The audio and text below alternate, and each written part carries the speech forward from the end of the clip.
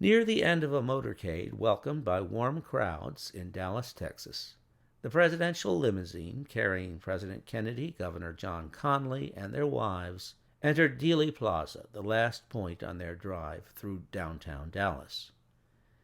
As the vehicle turned left onto Elm Street and straightened, many spectators could see both the president and, behind him, the Texas School Book Depository building. These included steamfitter Howard Brennan and a high school student, Amos Ewens.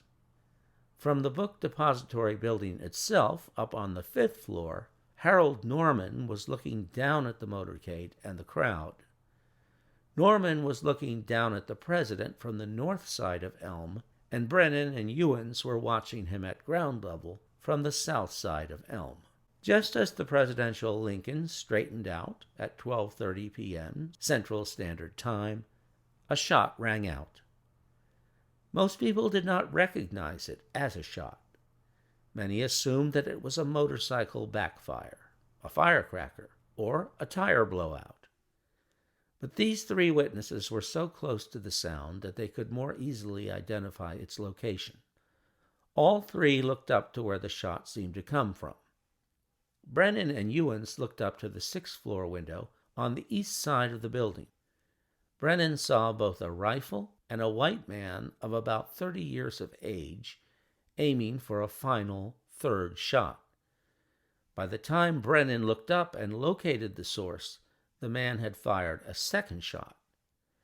Ewens also saw the man almost exactly at the same time as Brennan. But whereas Brennan could see more of the man, since he was directly opposite the window, Ewens could only see that the man was young, with a white, possibly bald spot on his head, and firing a rifle. Ewens' initial statement to police identified the man as a white man, but he testified to the Warren Commission that he was not sure on this point. Harold Norman could not see into the 6th floor window at all, because he was directly below it on the 5th floor on the same side of the building. But given his proximity, he could tell that a shot was being fired from the floor above him. He could hear the sound of the rifle bolt being worked each time and the shell falling on the floor above him. Concrete from the old flooring also fell on his head. Norman heard 3 bolt clicks, 3 shots, and 3 shells landing on the floor above him. At about the time of the first shot, Patrolman Marion Baker was riding his motorcycle alongside the press portion of the motorcade and was turning onto Houston Street. 1 block directly in front of his position at that time was the Texas School Book Depository building.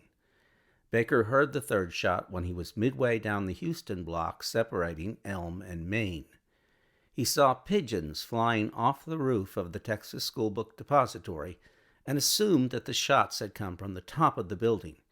He revved his engine, rounded the corner, and parked his motorcycle just past the depository, running back to the front entrance to try to get to the source of the shots as quickly as possible. Baker arrived at the entrance of the building about 23 seconds after the third shot. Just inside the entrance, he ran into building manager Roy Truly. Baker asked him to escort him to the roof. They ran to the elevator gate and struggled for a few seconds to call the elevator down. Realizing that it would not move from the upper floor, Baker asked Truly to take him to the nearest stairway. They ran there and ascended to the 2nd floor landing. While Truly continued to race up the stairs, Baker noticed through a door on the landing leading into a lunch area a man walking rapidly away from him. Baker dashed through the door and pointed at the man with his revolver, demanding that he stop. 73 seconds had passed since the third shot. Meanwhile, Truly had returned to Baker's position on the 2nd floor. The man whom Baker had stopped was Lee Harvey Oswald. Oswald stared calmly and impassively at Baker and said nothing. Baker asked Truly if he knew the man. Truly, who had hired Oswald the previous month to fill book orders, answered affirmatively. "He works here." Baker turned and asked Truly to follow him up the stairs again. Accounts of this encounter took some time to sort out, leading to subsequent confusion. Neither Baker nor Truly claimed that Oswald was in the process of purchasing a Coke when he was stopped, as the video in the unit suggests. In a deposition later, Baker said Oswald was already holding a Coke when Baker first saw him. But Baker almost immediately recalled that he had read that a witness, Mrs. J.A. Reed, reported seeing Oswald with a nearly full Coke at about this time. Realizing almost immediately that he was conflating her reported memory with his, he quickly crossed out the Coke reference from the deposition and initialed his name by the change. In his later testimony, he made clear that Oswald had no Coke and was not in the process of buying one when he stopped him. If Baker was correct, Oswald was not stopping to buy a Coke in the lunchroom when Baker spotted him, which would be consistent with Baker's memory that Oswald was walking quickly away from his position when Baker first spotted him.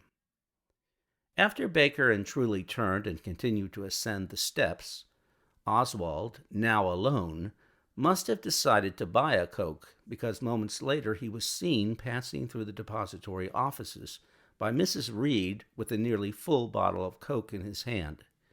She mentioned to him that shots had been fired at the president and that she had just returned from watching the parade. "Maybe they didn't hit him," she said. He mumbled something unintelligible and kept walking. Most of the depository workers were still outside. It was also unusual for any of the young men to visit the secretarial offices. But Oswald's path was the quickest route from the lunchroom in the northwest corner of the building to the front door entrance in the southeast corner. Even counting the seconds when Baker stopped Oswald, he made it out the front door within 3 minutes of the final shot. It would be 2 more minutes before police arrived to seal the exits. Oswald was next seen on Elm Street some 7 blocks east of the Texas School Book Depository, boarding a bus for Oak Cliff, where he lived. A former landlady of his, Mary Bledsoe, happened to be on the bus and recognized Oswald, with his shirt sleeve out and looking like a maniac, she said. The bus was supposed to travel west back to and past the depository building, but quickly became stuck in traffic due to the arrival of police at the depository. Oswald did not wait but asked for a transfer, got off the bus, and walked a few short blocks to the Greyhound station where a cab stand was located. Oswald later admitted to police that he hailed a cab and was taken to his residence in Oak Cliff by about 12:50 p.m. It was the first time Oswald had ridden a cab in the United States. Curiously, Oswald did not direct the cab driver to his actual destination, his rooming house on Beckley Street, but rather to a corner several blocks south of it on Beckley. After the cab left, he then walked back to the house and entered in a hurry, according to the homeowner's representative, Earlene Roberts, who addressed him briefly. Within less than 5 minutes, about 1:03 p.m., Oswald had gone to his tiny room just steps from the entrance, grabbed a jacket and a pistol, which he placed under his belt, and left the rooming house, all without saying a word. Mrs. Roberts then thought she saw him waiting for a bus across the street, but the next time she looked a moment later, he was gone.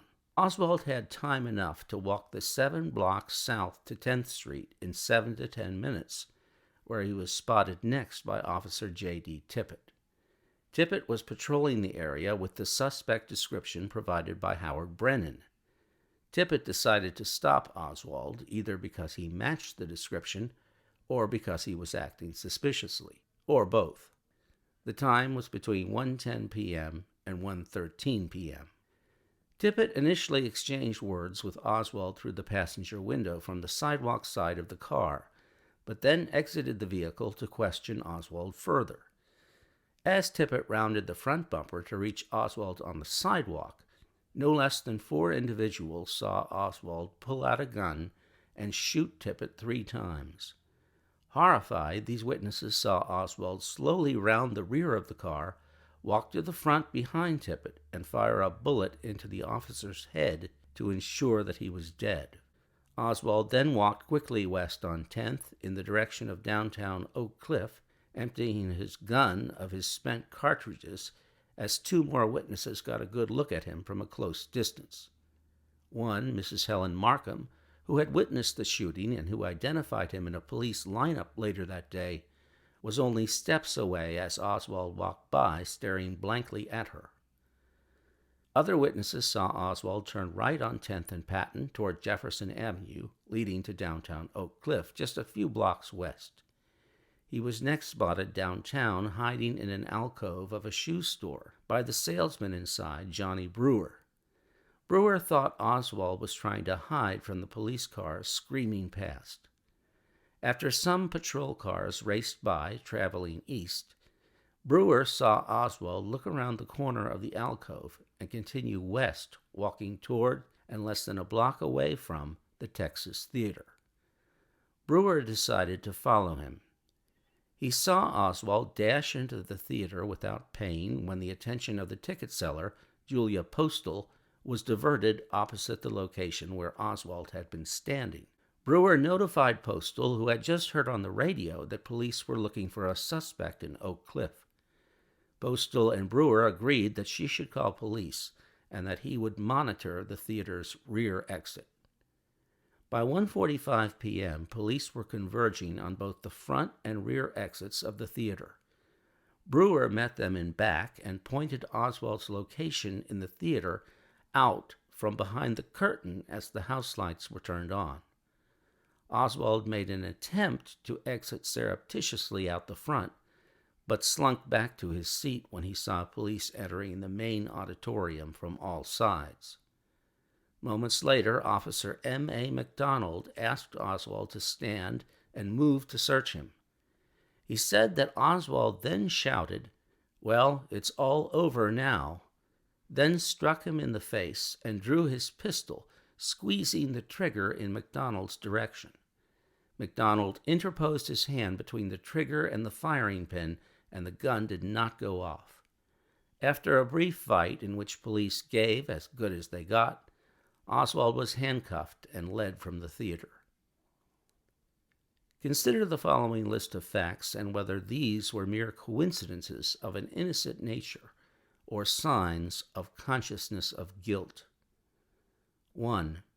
A rifle discovered on the 6th floor of the Texas Schoolbook Depository right after the assassination was traced to a money order signed by A. Hedel, a pseudonym of Oswald's that was also found on a fake ID card in his wallet at the time of his arrest. 2. Oswald's palm print was found on the rifle, further tying him to the murder weapon. 3. Oswald, the most politically aware and obsessed employee in the depository, was the only Texas Schoolbook Depository employee who was not watching the motorcade and who left the scene of the crime, strangely uninterested in what had happened to the wounded president. 4. The timing of a walk from the southeast corner of the building down the steps from the 6th floor to the 2nd floor lunchroom matched almost exactly the amount of time, 73 seconds, Baker took to get to that 2nd floor after hearing the 3rd shot. 5. Oswald had tried to shoot General Edwin Walker on April 10th with his rifle and had escaped back to his residence by taking a bus. He thus had a demonstrated capacity to attempt a killing.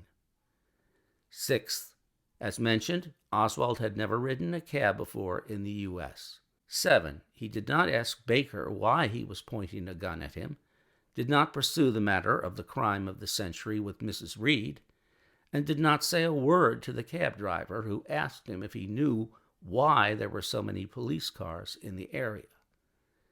8. Why did he get out of the cab blocks past his rooming house unless it was to make it impossible for the driver later to reveal the destination of his passenger? 9. Oswald's killing of Tippit and its aftermath, witnessed by 7 people, was the ultimate act displaying consciousness of guilt.